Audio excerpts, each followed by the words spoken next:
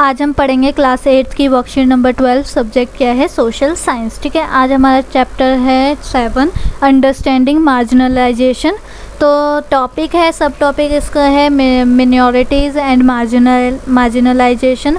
First point है the constitution provide safeguards to religious and linguistic minorities as part of our fundamental rights. ठीक है, तो क्या दिए? सेफगार्ड्स दिए हैं, कुछ कॉन्स्टिट्यूशंस ने प्रोवाइड करे हैं सेफगार्ड्स रिलीजियस को और कुछ माइनॉरिटीज़ को, ताकि वो भी हमारा एक पार्ट बन जाए फंडामेंटल राइट्स का।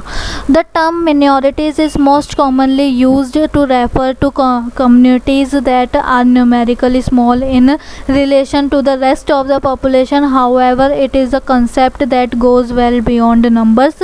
It encompasses issue of power, access to resource, and has social and cultural dimensions. ठीक है, तो यहाँ पर क्या है, minorities आपने पहले भी बहुत बार सुना होगी टर्म ये, क्योंकि बहुत ज़्यादा कॉमन है ये। मतलब ये क्या रेफ़र करते हैं, इसका मतलब क्या है, ये क्या मतलब इसकी डेफिनेशन क्या है?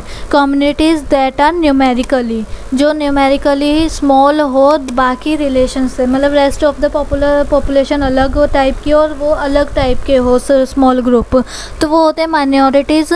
इट इज़ अ कंसेप्ट, ये कंसेप्ट है जो मतलब कि बियॉन्ड नंबर्स जा चुका है, और it encompasses issue of power, issue access to resources, has social and cultural dimensions. ठीक है, तो ये मतलब इनमें क्या हो रहा है, मतभेद हो रहा है, एक तरीके से भेदभाव हो रहा है। The Indian constitution recognise that the culture of the majority influence the way in which society and government might express themself. ठीक है, तो इंडिया कॉन्स्टिट्यूशन ने क्या रिकॉग्नाइज़ किया, क्या लेके आए कि जो कल्चर में मेजॉरिटी ऑफ जो पीपल्स है वो इन्फ्लुएंस कर रहे हैं अपने वे को, और जो फिर सोसाइटी एंड गवर्नमेंट है वो अपने आप को फिर एक्सप्रेस कर रही है कि नहीं, जो थोड़े वैसे हैं मतलब जो जिनकी जनसंख्या कम है वो भी मतलब उनके बराबर ही माने जाएंगे, कम नहीं माने जाएंगे उनसे। In such cases size can be disadvantage and lead to marginalisation of the relatively smaller communities. तो क्या है कि जो स्मॉल, अब देखो अगर कोई है, वैसे बोलना नहीं चाहिए पर लाइक कोई हो एक धर्म का मान लो या एक जाति का मान लो, वो हो ज़्यादा नंबर्स में और दूसरा हो कम नंबर्स में, तो क्या होगा, वो फिर जो ज़्यादा होंगे नंबर ऑफ़ पीपल्स उनकी ज़्यादा चलेगी। तो वही है, तो डिसएडवांटेज है कि size can be disadvantage, size disadvantage देता है और लीड क्या करता है, क्या हमें देता है, मार्जिनलाइजेशन देता है कि एक ग्रुप को मतलब एक ग्रुप को क्या कर रहे हैं, वो दूसरे पूरे पॉपुलेशन से अलग कर रहे हैं। ठीक है, उसके बाद क्या है, 10 safeguards are needed to protect minorities communities against the possibility of being culturally dominated by the majority. मतलब कि तभी ये सेफगार्ड लेकर आए हैं, जो हमारा इंडियन कॉन्स्टिट्यूट है, तभी ये सेफगार्ड लेके आए ताकि जो कम वो हैं, कम उस जाति के धर्म के लोग हैं, उनको फैसिलिटीज़ प्रोवाइड करी जा रही हैं ताकि जो मेजॉरिटी ऑफ पॉपुलेशन उन पे डोमिनेट ना कर पाए। डोमिनेट मीन्स उन पे अपना शासन ना कर पाए।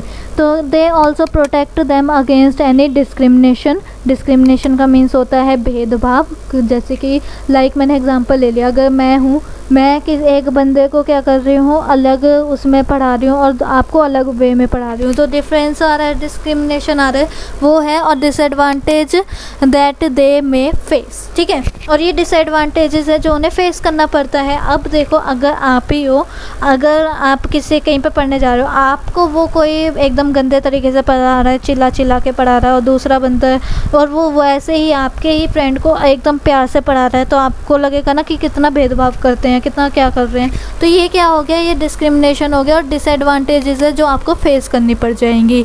तो इसलिए ये प्रोटेक्ट करता है इन सब से। Given certain conditions communities that are small in number relative to the rest of society में feel insecure about their lives asset and well being. तो जो स्मॉल नंबर्स है ना, रिलेटिव्स, चाहे फिर वो कुछ भी हो जाए, तो वो क्या है, वो इनसिक्योर फील करती है वहाँ पर रहना, अपने एसेट्स इन्वेस्टमेंट करना या फिर वेल बींग के लिए। This sense of inner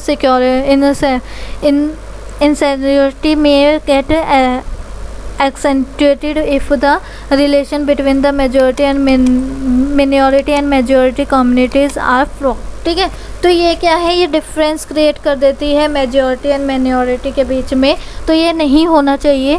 the constitution provides these safeguards because, तभी ये कॉन्स्टिट्यूशन प्रोवाइड किए गए हैं कि जो भी कम्युनिटी है तो वो प्रोटेक्ट करे इंडियन कल्चर को। डाइवर्सिटी मीन्स हो गया कि बहुत ही ज़्यादा पिछड़ा हुआ, या मीन्स आप ये कह लो कि बहुत ही ज़्यादा उथल पुथल होना, हम उसे सुलझा नहीं सकते, ऐसी प्रॉब्लम हो जाती है। और इक्वालिटी को प्रमोट करने का एज वेल एज जस्टिस को प्रमोट करने का, ठीक है, ताकि सबके साथ इक्वल व्यवहार हो, चाहे फिर वो कोई भी हो, किसी भी धर्म का हो या कोई भी जेंडर का हो, या फिर जो सही है वो सही, जो गलत है वो गलत है, फिर वो चाहे कोई भी हो। As we have already read the judiciary play a critical role in upholding the law and enforcing fundamental rights. Every citizen of India can approach the courts if they believe that their fundamental rights have been violated। तो आपके पास क्या rights है? Right आपके पास हो जाते हैं education का, या फिर अपनी बात रखने का। अब अगर 18 साल के अबव हो जाते हो तो अपनी मनमानी चलाने का, जो आपका मन करता है वो आप कर सकते हो।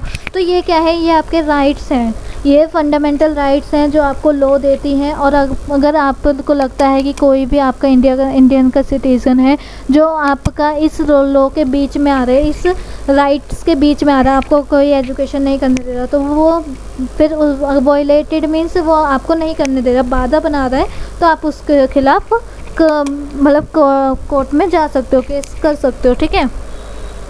तो ये मतलब मेन हमारा